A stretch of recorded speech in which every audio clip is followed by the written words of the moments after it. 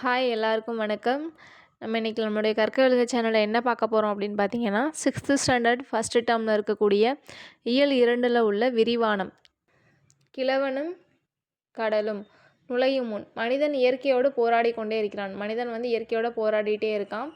சில நேரங்களில் வெற்றி பெறுகிறான், சில நேரங்களில் தோல்வி அடைகிறான். ஆனால் முயற்சி மட்டும் செஞ்சுட்டே இருக்கான். மனிதன் இயற்கையோடு நடத்துகிற போராட்டமே அவனோட வாழ்வை அமைக்குது. இந்த கதையில் என்ன பார்ப்போம் அப்படின்னா, ஒரு மீனவன் மீன் பிடிக்க போராட்டும் அவனுடைய வாழ்க்கை கதையை தான் பார்க்க போகிறோம். வாங்க பார்க்கலாம். கிழவனும் கடலும். கிழவனும் கடலும் the old man and the sea என்னும் ஆங்கில புதினம் தமிழில் மொழிபெயர்க்கப்பட்டு படக்கதையாக இங்கு சுருக்கி கொடுக்கப்பட்டுள்ளது. கிழவனும் கடலும் ஆங்கில புதினம். அந்த ஆங்கில அப்படிங்கிறது அது ஒரு ஆங்கில புதினம். The old man and the sea அப்படிங்கிறது இது தமிழில் மொழிபெயர்க்கப்பட்டு இங்கே ஒரு படக்கதையாக சுருக்கி கொடுத்துருக்காங்க. இந்த நூல் பார்த்திங்கன்னா 1954ஆம் ஆண்டு நோபல் பரிசு பெற்றது. கிழவனும் கடலுங்கிற நூல் 1954ஆம் ஆண்டு நோபல் பரிசு பெற்றது. இந்த நூலுடைய ஆசிரியர் யாருன்னு பார்த்திங்கன்னா எர்னஸ்ட் ஹெமிங்வே. இந்த நூலுடைய ஆசிரியர் யாருங்க? Ernst Hemingway. ஓகேங்களா? இயற்கைக்கும் மனிதனுக்கும் இடையே நடக்கும் போராட்டமே இந்த கதை அப்படிங்கிறாங்க. இப்போ கிழவனும் கடலும் அப்படின்னு கொடுத்து இந்த கதையினுடைய இது எதற்கு இடையே நடக்கும் போராட்ட கதை அப்படின்னு கேட்டாங்கன்னா, இயற்கைக்கும் மனிதனுக்கும் இடையே. இந்த கதையினுடைய நாயகன் யாருன்னா சாண்டியாகோ தான் அந்த மீனவர், அந்த முதிர்ந்த மீனவர் அவர். ஓகேங்களா? இவரோட கதையை நான் நார்மலாக சொல்கிறேன். என்னென்னா, இவர் முன்னாடிலாம் கடலுக்கு போகும்போது மீன் இல்லாமல் திரும்ப வரவே மாட்டாராமா. ஆனால் கடந்த ஒரு 84 நாளாக அவருக்கு ஒரு மீன் கூட கிடைக்கலங்கிறாங்க. நெக்ஸ்ட்டு மனோலின் அப்படிங்கிற ஒரு சிறுவனை பற்றியும் சொல்லாங்க. மனோலின் அப்படிங்கிற ஒரு சிறுவன் மீன் பிடிக்க கற்றுக்கிறதுக்காக இவர்கிட்ட வராரு. எப்போ வராருன்னா, அந்த 84 நாளில் ஃபஸ்ட்டு ஸ்டார்டிங் முதல் 40 நாள் இவர் கூட தான் வேலை செய்கிறது, ஹெல்ப் பண்ணுறது, பேச்சு துணையாக இருக்கிறதெல்லாம் இருந்திருக்கிறாரு. ஆனால் மனோலினுடைய பெற்றோர் இவரோட போனால் மீனே கிடைக்க மாட்டேங்குது அப்படின்னு சொல்லிட்டு என்ன பண்ணியிருக்காங்கன்னா, வேற ஒருத்தவங்கக்கிட்ட மீன் பிடிக்க கற்றுக்கிறது எப்படின்னு சொல்லி கற்றுக்கிறதுக்காக வேற ஒருத்தவங்கக்கிட்ட மனோலினை அனுப்பி வைக்கிறாரு. இவர்கிட்ட அனுப்பவே இல்லை. இன்றைக்கி பார்த்திங்கன்னா 85வது நாள். இன்றைக்கி தனியாக தான் மீன் பிடிக்க போகிறாரு சாண்டியாகோ. ஓகேங்களா? அவருக்கு மீன் கிடைக்கவே இல்லைன்னு ஊரில் உள்ளவங்களாம் என்ன பண்ணுறாங்கன்னா, உனக்கு மீனே கிடைக்காது அப்படிங்கிறது சொல்லிகிட்டே இருக்கிறாங்க. உனக்கு ஒரு மீன் கூட கிடைக்காதுன்னு சொல்கிறாங்க. ஆனால் இவர் என்ன பண்ணுறாரு, வைராக்கியமாக இதை இன்றைக்கி மாற்றி அமைச்சே ஆகணும் அப்படின்னு சொல்லிட்டு இன்றைக்கி 85வது நாள் கடலுக்கு போகிறாரு.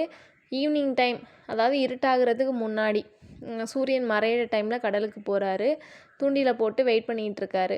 தனியாக நின்றுட்டுருக்கிறதுனால பேச்சு துணைக்கு மனோலின் இருந்தால் நல்லாயிருக்குமே அப்படிங்கிற மாதிரி யோசிக்கிறாரு. நைட்டு ஃபுல்லாக தூண்டியில் போட்டுட்டு அடுத்த நாள் காலைல வரைக்கும் வெயிட் பண்ணுறாரு. நைட்டு ஃபுல்லாக தூங்கவே இல்லை. அடுத்த நாள் காலையில் பார்த்திங்கனாலும் அப்போவுமே மீன் சிக்கவே இல்லை. நெக்ஸ்ட்டு மத்தியானம் ஆகுது. மத்தியானம் டைமில் பார்த்திங்கன்னா அந்த கயிறு தூண்டில் போட்ட கயிறு லைட்டாக அசைகிறத பார்க்குறாரு.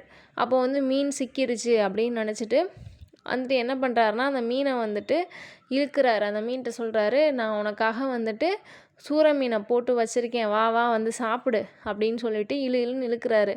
அந்த மீனை அவரால் இழுக்கவே முடியல. ஏன் என்கிட்ட இப்படி இது அடம் பிடிக்கிற, வா வான்னு சொல்லிட்டு அந்த மீன்கிட்ட பேசிகிட்டே இழுக்கிறாரு. இழுக்கவே முடியலை. அப்புறம் என்ன பண்ணிட்டாருனா, இழுத்து இழுத்து பார்த்துட்டு மேலே வருது, ஆனால் உள்ளே போகுது. அந்த மாதிரி பண்ணிகிட்ருக்கு மீன். இவர் நைட்டு ஃபுல்லாக தூங்கலை, பசி இதெல்லாம் சேர்ந்து ரொம்ப டயர்டாகி என்ன பண்ணிட்டாருன்னா தூங்கிட்டார். இவர் தூங்குகிற டைமில் ஈவினிங் டைம் ஆகிடுச்சு. கொஞ்சம் கண்ணசந்து என்ன பண்ணிட்டாருன்னா தூங்கிட்டார். தூங்கிட்டு இருக்கும்போது லைட்டாக அந்த கயிறு ஆடிக்கிட்டே இருக்குது. மீனும் என்ன பண்ணிடுச்சுன்னா அசைவு இல்லாமல் இதில் கிடக்குது. லைட்டாக ஆடும் பொழுது இவர் தூக்கத்துலேருந்து எழுந்திரிச்சு இழுன்னு இழுக்கிறார். நான் உனக்கு இன்னும் விடவே மாட்டேன், நான் உன்னைய இந்த கரை மேலே ஏற்றாமல் நான் விடமாட்டேன்னு சொல்லி ரொம்ப போராடி என்ன பண்ணுறாருனா ஈட்டியால் வச்சு அந்த மீனை குத்திட்டார். ஈட்டியால் என்ன பண்ணிட்டாருன்னா அந்த மீனை குத்தி அந்த மீனை மேலே தூக்கி போட அந்த பக்கவாட்டில் அந்த கப்பலுடைய படகோடைய சைடில் வந்துட்டு என்ன பண்ணிட்டாருன்னா கட்டிட்டாரு. கட்டிகிட்டு இருக்க டைமில் வந்துட்டு சுறா மீன் ஒரு சுறா மீன் வந்துட்டு என்ன பண்ணுது, அந்த மீனை வந்து சாப்பிட்றதுக்காக வருது. அதையும் தாண்டி என்ன பண்ணிட்டாருன்னா கட்டி எடுத்துகிட்டு வராரு. ரொம்ப சந்தோஷமாக வராரு. அப்பாடா, ஊர் மக்கள்லாம் சொன்னாங்க எனக்கு மீனே கிடைக்காதுன்னு, ஆனால் வந்து எனக்கு கிடச்சிருச்சு அப்படின்ட்டு எடுத்துகிட்டு கரைக்கு வந்துட்டு பார்க்குறாரு. கரையில் வந்து படகை கட்டிட்டு மீனை பார்க்குறாரு. மீன் வந்துட்டு மண்டை மட்டும்தான் இருக்குது. உடம்புல உள்ள சதை எல்லாத்தையுமே வந்து இந்த சுறா மீன் வந்து என்ன பண்ணிடுச்சுன்னா பின்னாடியே வந்து சாப்பிட்ருச்சு. சாப்பிட்டோன்னே இவர் ரொம்ப கவலையாயிடுறாரு. கவலையாகி வீட்டுக்கு போயிடுறாரு. மனோலின்னு வந்து வீட்டுக்கு வரான்.